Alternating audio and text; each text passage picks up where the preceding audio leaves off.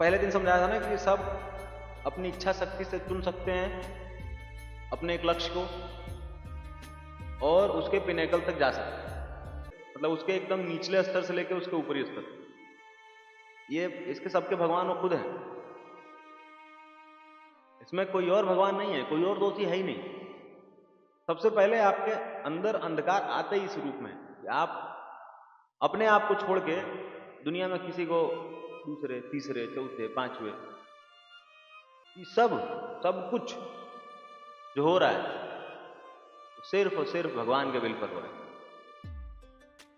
कैसे हो रहा है, क्यों हो रहा है, कहां हो रहा है, कब हो रहा है, मन है इंटरेस्ट है तो ढूंढो, नहीं ढूंढना है तो शिव की तरफ बैठे रहो। शिव क्या है? सद चित्त और आनंद, सच्चिदानंद, हमेशा आनंद में है, ध्यान में है, कोई फर्क नहीं पड़ेगा। तो इस बात से यह निष्कर्ष निकलता है कि सबको अपना कर्म तो भोगना ही है, ये फिक्स है, इसमें कोई इफ्स एंड बट्स नहीं है भाई। अच्छा करो बुरा करो, जैसा करोगे वैसा मिलेगा। इस जन्म में हो सकता है तुमने किसी को मार दिया, अगले जन्म फिर मिलेगा तुमको, उसमें तुमको वो मारेगा। और ये कहने में लग सकता है क्योंकि आपने किसी चीज को नैरेटिव बिल्ड कर दिया 200 300 400 साल, जब आपके पास इंफॉर्मेशन का एज था तब आपने ब्रेन बिल्ड कर दिया, आप लोग बिलीव करने लग गए, हो सकता है ये। पर अगर 5000 6000 साल से लिख के रखा हुआ है कि ऐसी चीजें होती हैं, इसका मतलब ये कि इसको सुनना जाना चाहिए, इसमें कुछ कमी है, दिक्कत है, इसको ठीक किया जाए। और गीता बीइंग सबसे पास ग्रंथ सबसे ज्यादा रिलेवेंट हो जाता है, सबसे ज्यादा वैलिड, सबसे पास का ग्रंथ, सबसे ज्यादा रिलेवेंट गीता हो जाता है।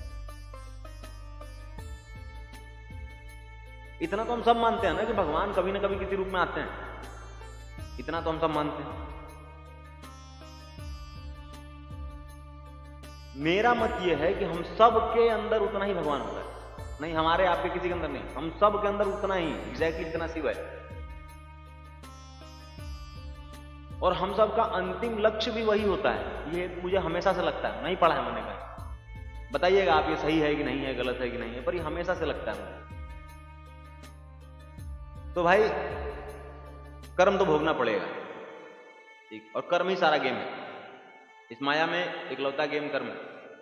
कर्म को डिसॉल्व करने का सिंपल तरीका है, कर्म को डिसॉल्व करना है तो अपने अंदर के डिजायर को,